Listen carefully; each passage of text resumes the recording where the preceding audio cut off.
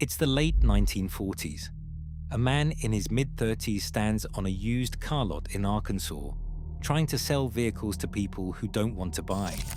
He has no college degree, no business of his own, no clear path forward. Behind him is a lifetime of labor, ironwork, shipbuilding, construction projects in North Africa and Bahrain, and nothing permanent to show for any of it. At the time, nobody thought much of him, just another man trying to make it, but only because they had no idea who he would eventually become. Fast forward to today, and that man's vision has become an empire. Over 1,100 restaurants across 17 states, 51,000 employees, and a brand so woven into Southern culture that Texas formally declared it a state treasure. His name was Harmon Dobson, and this is the story of how a Depression-era farm boy who couldn't finish college built one of America's most beloved burger chains, and how a sudden tragedy nearly ended everything until the woman he loved refused to let it die. Harmon Archibald Dobson was born on October 8, 1913, in Wayne, Oklahoma. If you've ever driven through Texas, you've seen them. The orange and white A-frames rising from the roadside like beacons. The striped buildings that signal something more than just another fast food stop. Today, Whataburger operates more than 1,100 restaurants across 17 states. It employs over 51,000 people. In 2001, Texas formally recognized it as a Texas treasure, a brand so woven into the cultural fabric of the American South that people get the logo tattooed on their bodies. But the man who built this empire didn't come from the restaurant world. He didn't come from money. He didn't even come from Texas. Harmon Dobson was a farm boy from Depression-era Oklahoma who had to abandon his college education to work the land. Before Whataburger, he bounced between jobs: apprentice ironworker, wartime shipbuilder, construction worker on 3 continents, used car salesman. At nearly 40 years old, he had no business empire, no restaurant experience, and no guarantee his next venture wouldn't fail like the uncertain years before it. This is the story of how Harmon Dobson built an empire one 5-inch bun at a time, and how a single moment of tragedy nearly ended everything until the woman he loved refused to let it die. Harmon Archibald Dobson was born on October 8, 1913, in Wayne, Oklahoma. His parents were Hugh and Ethel Dobson, and they weren't wealthy. They were farmers. The family eventually settled in Cushman, Arkansas, a small rural community where survival meant working the cattle farm from sunrise to sunset. This wasn't prosperous ranching with sprawling acreage and hired hands. This was subsistence agriculture, the kind where children worked alongside their parents from the moment they could carry a bucket. Young Harmon learned what it meant to work. He learned what it meant to have nothing guaranteed. But he also learned something else: restlessness. He was not the kind of boy who could accept that the farm would be his entire life. Then the Great Depression hit. The Dobson family, like millions of others, found themselves squeezed by forces beyond their control. Harmon had managed to enroll at the University of Missouri to study journalism, a path toward a different kind of life, one with words instead of cattle, offices instead of fields. He was building an escape route. He was going to write his way out of poverty, but the Depression didn't care about his ambitions. The money ran out. Harmon had to leave school and return to Arkansas to help keep the family afloat. The dream of becoming a writer disappeared. The farm boy would remain a farm boy, at least for now. This interrupted education would mark him. Harmon Dobson would have to build his future with his hands, not his credentials. He had no degree to fall back on, no connections to leverage, just his willingness to work and a growing sense that somewhere out there, something was waiting for him. The spark that would eventually lead to Whataburger didn't come from a childhood memory of food. It came later, from adult observation. But the character traits that made Whataburger possible, the restlessness, the refusal to accept limitations, the belief that he could do better than what already existed, those were forged right here on an Arkansas cattle farm during the worst economic collapse in American history. Harmon Dobson developed an extraordinary inability to sit still. He moved, he worked, he learned. He was the kind of man who couldn't accept one version of his life because accepting it felt like giving up. With his education cut short and the farm offering no future, Dobson did what many Depression-era young men did. He went looking for work wherever he could find it. In 1934, Harmon Dobson became an apprentice iron worker. The specific employer isn't documented in the historical record, but the skill set matters. He learned to work with metal, to build structures, to create things that lasted. This was physical, demanding labor, the kind that teaches you to show up every day, to endure discomfort, and to see a project through to the end. He was good at it. Good enough that when World War II broke out and the nation needed men who could build, Dobson found himself in demand. He worked as a shipbuilder during the war years, but he didn't stay in one place. Wartime records and later biographical summaries indicate that Dobson worked construction projects in North Africa, on the Suez Canal, and in Bahrain. He spent years overseas, building infrastructure in places most Americans had never heard of and would never visit. One detail stands out from these years. He helped build military hangars, aviation infrastructure, runways and structures designed to launch planes into the sky. This connection to flight would change his life. Dobson developed a love of aviation during these years, not just building for planes, but flying them. He got his pilot's license. He learned to see the world from above. This passion would later shape both his marketing genius and, tragically, the way his life would end. Beyond the physical trades, Dobson learned something harder to quantify during these wandering years: how to operate in chaos. Wartime construction in foreign countries meant adapting to shortages, improvising solutions, working with unfamiliar people in unfamiliar conditions. He was becoming the kind of man who could build something from nothing. Not because it was easy, but because he'd done hard things before. After the war ended, Dobson returned to Arkansas. He tried his hand at buying and selling used cars. It was honest work, but it wasn't enough. He was in his mid-30s now, with a lifetime of labor behind him and nothing permanent to show for it. No business, no empire, no legacy.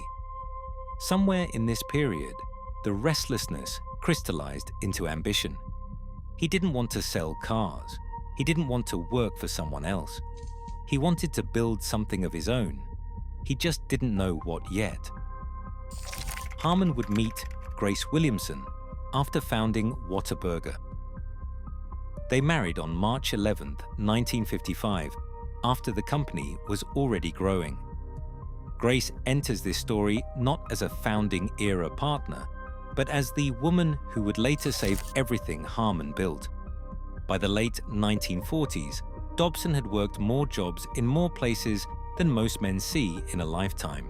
He had skills, he had ambition, and he had absolutely nothing to lose. It was time to take the leap. Dobson moved to Corpus Christi, Texas, and that's where he saw it. The opportunity. Post-war America was full of burger stands.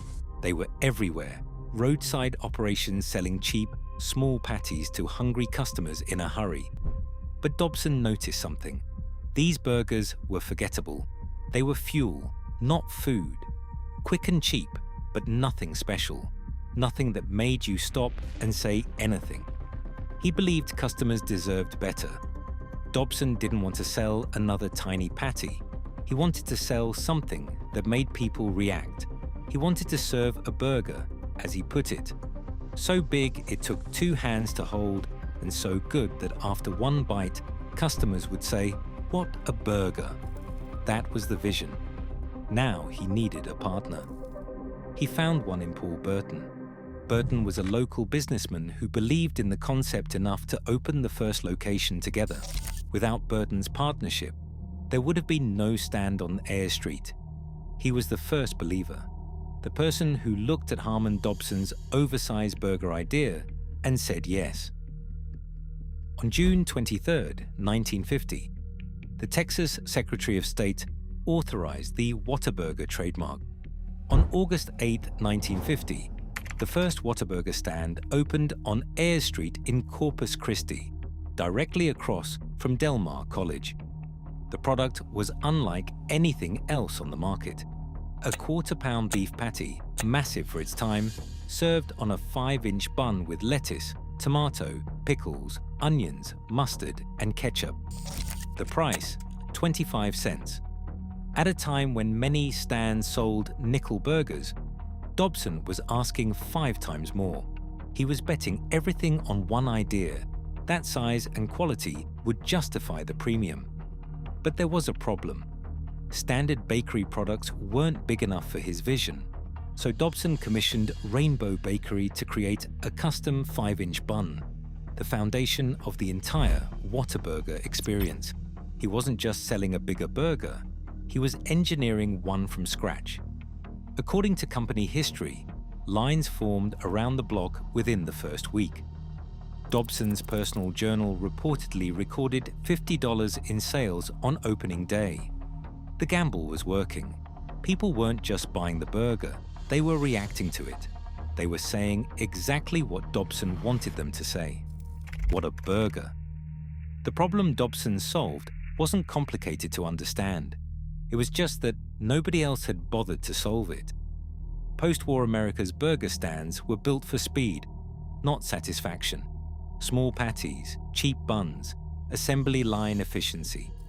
The burger wasn't an experience, it was a transaction. You bought it, you ate it, you forgot it. No one stopped to talk about what they'd just eaten because there was nothing worth talking about. Dobson's obsession was singular. Create a burger so large it required 2 hands to hold, and so good that the first bite forced an involuntary exclamation. He didn't want customers to eat quietly, he wanted them to react. This wasn't about efficiency or volume, it was about impact. He was willing to charge more, serve fewer customers, and bet everything on the idea that quality would win over quantity. Every decision flowed from that philosophy, made to order in an era of assembly line speed. Oversized when small was standard, premium priced when cheap was expected. The proof came in the most direct way possible. Dobson raised his prices and customers kept coming. He went from 25 cents to 30 cents, then to 35 cents. Each increase was a gamble that could have killed the business. Customers could have walked away. They could have decided the burger wasn't worth the extra dime. They didn't. The price increases proved his thesis. People weren't buying Whataburger because it was cheap. They were buying it because it was worth it. The market confirmed what Dobson believed. Quality creates loyalty. But Dobson didn't just rely on the product to spread the word. He was a pilot. He loved aviation. And he used it to advertise in ways no other burger stand could match. He flew a Whataburger banner over Corpus Christi. He dropped coupons for free burgers from the air. At a time when most burger stands relied on foot traffic and word of mouth, Dobson was literally flying above the competition, showering the city with invitations to try his product. This aviation obsession also shaped the brand's visual identity. The orange and white color scheme has been tied to airport structures, and Dobson's love of flight influenced the bold, unmistakable A-frame buildings that would later define the chain. The first A-frame restaurant opened in Odessa, Texas, in 1961, the beginning of an architectural identity that would become iconic across the South. The expansion was rapid. In 1953, a man named Joe Andrews Sr. became the first franchisee. opening Whataburger No. 5 in Alice, Texas. By 1959, the first out-of-state location opened in Pensacola, Florida. By 1962, the menu had expanded to include fries and hot pies. By 1963, there were 26 restaurants across Texas, Florida, Tennessee, and Arizona. To give you an idea of how fast things were moving, by 1965, Whataburger was selling an estimated 15,000 hamburgers every single day. By 1967, there were nearly 40 locations in 4 states, and the company had just commissioned a new logo. The Flying W. Harmon Dobson had done it. The farm boy from Oklahoma, the man who'd built hangars overseas and sold used cars in Arkansas, had created something real, something growing, something that bore his vision in every oversized bun. But 1967 would not be a year of triumph. The first crack appeared early. In 1951, just 1 year after opening the first location, Dobson's partnership with Paul Burton fell apart. The disagreement was fundamental. Dobson wanted to raise the burger price from 25 cents to 30 cents. Burton opposed the risk. They couldn't reconcile. The split ended the founding partnership and divided territorial rights. Burton took San Antonio. Dobson kept the rest. This was not a quiet separation between friends who grew apart. This was a fundamental disagreement about the value of the product itself. Dobson believed his burger was worth more. Burton wasn't willing to bet on it. Dobson bet on it anyway, and he won. But the second blow would come from the sky. April 11, 1967, La Porte Municipal Airport. Harmon Dobson, age 53, climbed into his Cessna 337B Super Skymaster with business associate Luther John Sneed. They were preparing for takeoff. The plane lifted off. Then something went wrong. According to NTSB records, the aircraft entered a steep pitch-up attitude, approximately 70 degrees, shortly after liftoff. The plane stalled during initial climb. It crashed. Both men were killed instantly. The probable cause was listed as undetermined. Harmon Dobson, the man who had built the empire, the pilot who had dropped coupons from the sky, the visionary who believed a bigger burger could change everything, died doing what he loved most: flying. The morning after the crash, Whataburger had nearly 40 locations, a new logo ready to launch, and no founder. Imagine the phone call. Imagine Grace Dobson learning that her husband's plane went down, that he didn't survive, that the man she'd married 12 years earlier, the man who'd built something from nothing, was gone.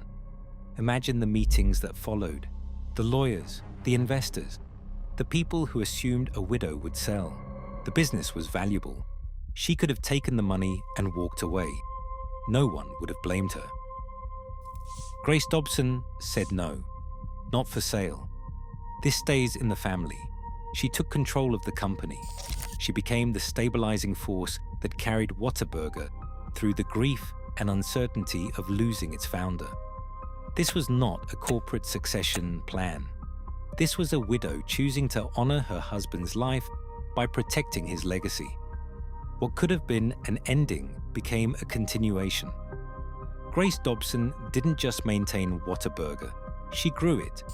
In 1971, the chain opened its first drive-thru, adapting to changing consumer habits. In 1972, Whataburger opened its 100th location. Think about that trajectory. From a single stand on Ayr Street in 1950 to 100 restaurants in just over 2 decades. The growth accelerated. 300 locations by 1980, 400 by 1987, 500 by 1995. The same year, Nation's Restaurant News ranked Whataburger the 8th largest hamburger chain in the country. In 1993, Tom Dobson, Harmon and Grace's son, became president and CEO. The family legacy continued. The values continued. The commitment to that oversized burger continued. The family chose to grow carefully, maintaining quality and regional identity, rather than pursuing rapid national expansion at any cost. They could have franchised aggressively and spread thin. They didn't. This deliberate approach preserved the brand's character even as it scaled into new territories. The A-frame buildings became cultural landmarks. The orange and white color scheme became instantly recognizable across the South. Whataburger wasn't just a burger chain anymore, it was a Texas institution. In 2019, the Dobson family sold a majority stake to BDT Capital Partners while retaining minority ownership. The move was designed to accelerate growth while preserving the brand's Texas roots. Hugh and Lynn Dobson, Harmon and Grace's other children, remained part of the ownership structure. The family didn't abandon what Harmon built. They evolved it. Consider the full trajectory. One stand in 1950, 40 locations when Harmon died in 1967, 100 by 1972, 500 by 1995, and in January 2024, Whataburger celebrated its 1,000th location with simultaneous openings in Atlanta, Georgia, and Yukon, Oklahoma. In 2025, the chain opened its first North Carolina location, bringing the total footprint to 17 states. From one man's vision for a bigger burger to over 1,100 restaurants, from $50 on opening day to an empire employing 51,000 people, from a roadside stand in Corpus Christi to a Texas treasure recognized by the state itself. Harmon Dobson did not live to see any of this. He did not see his son become CEO. He did not see the 1,000th location.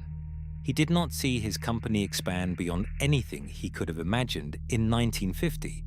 But everything that came after was built on the foundation he laid. Harmon Dobson never retired. He died on April 11, 1967, at age 53, in a plane crash at La Porte Municipal Airport. He was still building, still flying, still pushing forward when his life ended. His founding vision, to serve a burger so big it took 2 hands to hold and so good that after one bite, customers would say, "What a burger!" Lives on in every location, every oversized bun, every customer who reacts exactly the way he wanted them to react. Grace Dobson led the company for decades after Harmon's death. Tom Dobson carried the family legacy into a new generation. The brand they protected together now spans 17 states, employs tens of thousands of people, and remains woven into the cultural fabric of the American South. He was a farm boy from Depression-era Oklahoma who had to abandon his education to work the land. He spent years building hangars in foreign countries, selling used cars, searching for something that was his. In 1950, he found it, a burger so big it took 2 hands to hold. 17 years later, a plane crash took him from the world. He was 53 years old. He had built nearly 40 restaurants. He had created something that would outlive him by generations. The orange and white A-frames, the 5-inch buns, the exclamation that became a name. From a farm boy with nothing to the founder of 1,000 restaurants. That is the story of Harmon Dobson. That is the story of Whataburger. Thank you all for watching. Make sure to subscribe. And until the next one.